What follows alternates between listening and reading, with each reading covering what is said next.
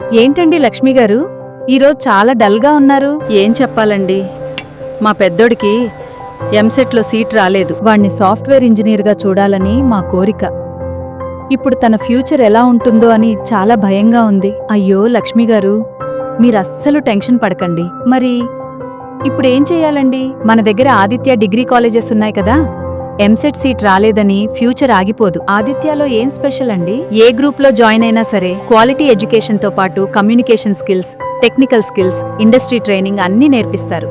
స్టూడెంట్స్ని జాబ్కి రెడీగా తయారు చేస్తారు.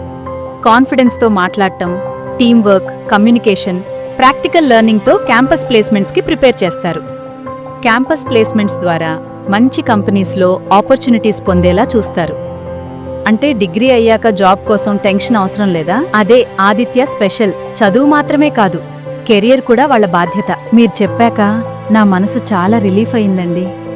ఎంసెట్ సీట్ రాలేదా? పర్వాలేదు, మీ కలలకి మరొక మార్గం ఉంది.